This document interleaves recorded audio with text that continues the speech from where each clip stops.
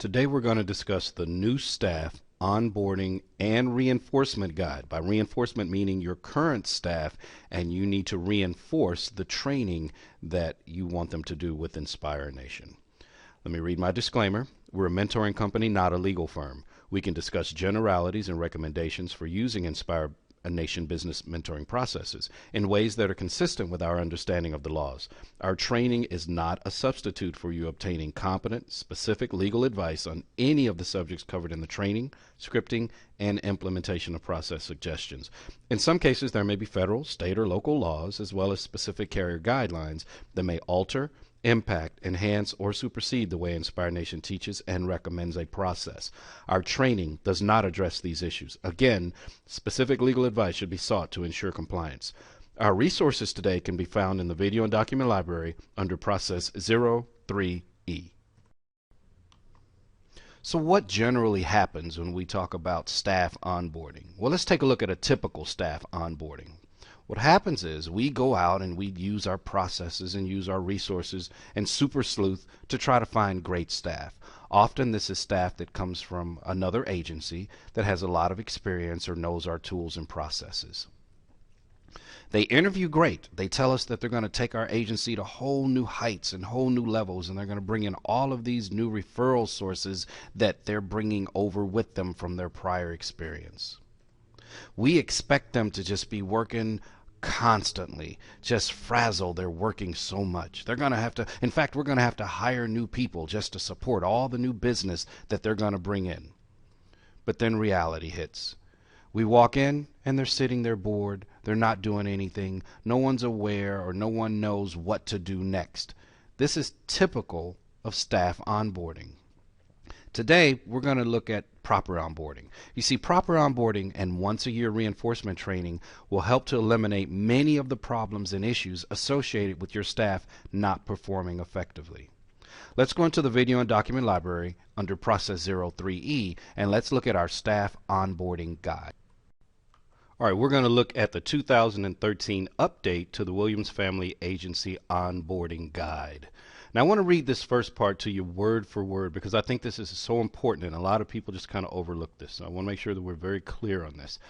Properly onboarding new staff is paramount to the success of your agency. Proper onboarding ensures an efficient and effective training environment for your new staff and a fluid, consistent agency interaction for your customers. Here are the onboarding steps and suggested Inspire Nation processes that should be immediate training focus when bringing on new P&C staff. Of course, it starts with the interview. Interview with a clear focus of what task the new staff will perform in your agency. Interview for ability, not availability. Don't just fill a desk, guys. Number 2 should be the test. Always test candidates that you believe you'd like to hire. And of course, that's after the interview. Don't just throw a test out there. Make sure that you interview them, make sure they're a good fit or you think they're going to be a good fit, and then test them.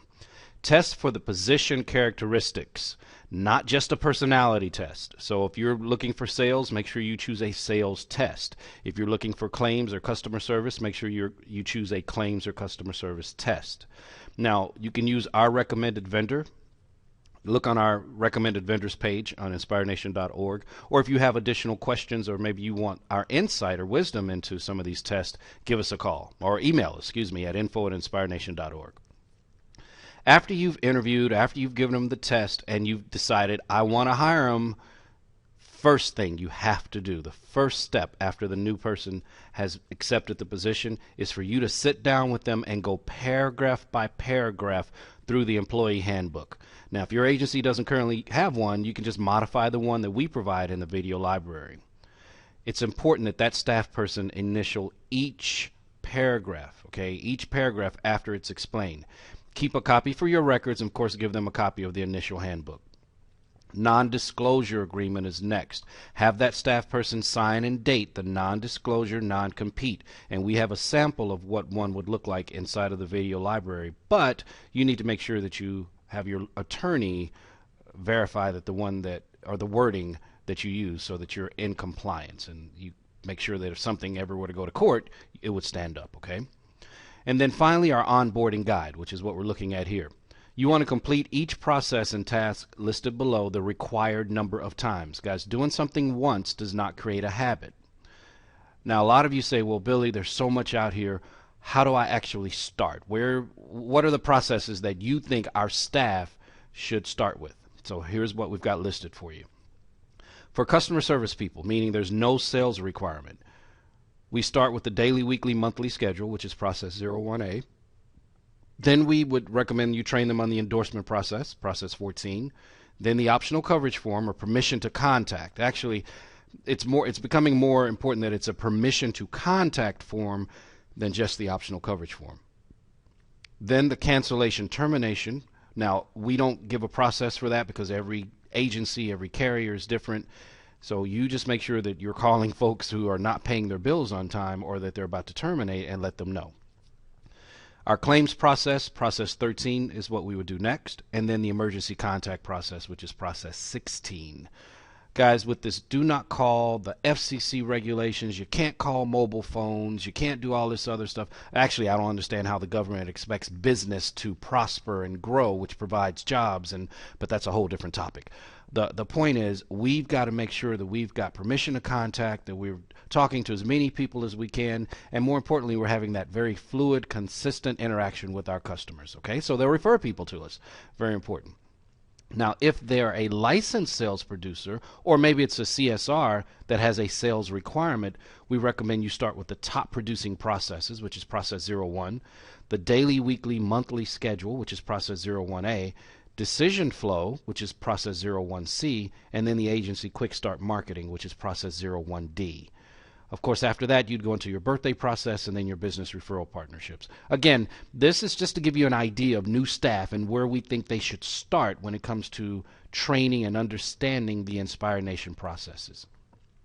From there, we want to make sure that you understand that retraining is just as important as onboarding. All right, once a year, each staff member should complete the task outlined in this training guide. Yes, once a year. And I know people have said, oh, I've been doing this for 30 years. I've been doing it for 40 years. I know everything there is to know. You know what? Then going through this should be very simple for you since you know everything there is to know. But what you'll find is they've fallen into habits that aren't best for your agency. Now, a process will usually have more steps and tasks than are listed below in our training guide, but these are the tasks that we consider the core parts of the processes, all right, the money-making parts of the processes. So at least if they get these pieces, we know they're okay. We start out with a new quote, and we always recommend for new staff that they use a quote sheet. Okay, I understand they may have come from another agency and that they did it 5 years this way and 10 years this way, but until you have trained them, never assume that the last person did their job. That's the best way to look at this. Never assume that the last agent trained them or that the last office that they were with did it right or that the last process that they followed was correct.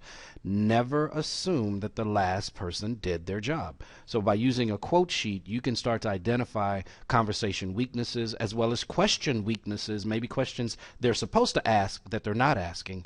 So we absolutely recommend that you do a quote sheet for new staff. From there, we went into our payment. Remember, for us, a payment is an endorsement. So some of the key things, I want to make sure they're mentioning a policy weakness. I want to make sure they're sending a confirmation, and I want to make sure they're getting that permission to contact.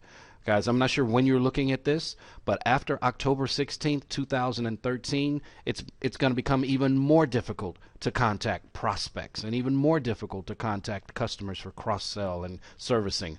So please make sure you're getting your permission to contact form. Of course, they're your policy endorsements, same thing. We treat a payment just like an endorsement.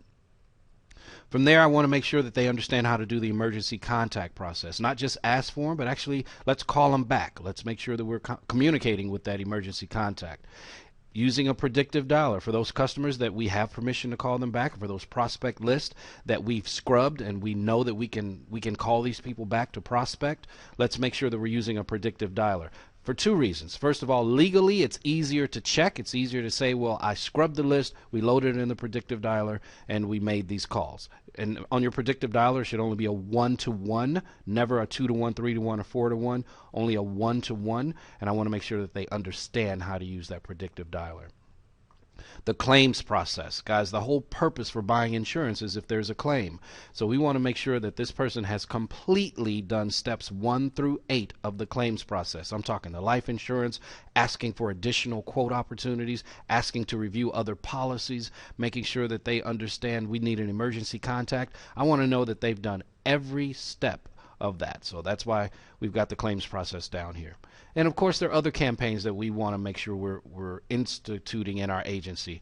Birthday campaign, emergency contact, policy reviews, X dates, all those things. We should be introducing text messaging. Again, the government's making it harder and harder for us to prospect and generate new business out here using our old methods. So we've got to use things like social networking. We've got to do things like text messaging. And this is a good way of introducing those things into the agency. I won't go through all of this with you. You guys can read, but it's real important that you bring your new staff on properly, okay?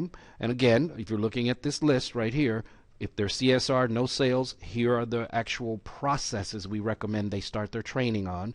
And if they're licensed sales producers, here are the processes that we recommend they start their training on. But more importantly, everyone should have a completed onboarding guide. And once a year goes by, we need to take them back through this. It'll only take a couple of weeks. Take them back through this, and let's get them reinforced with the processes. All right? Thanks, guys. I appreciate your time today.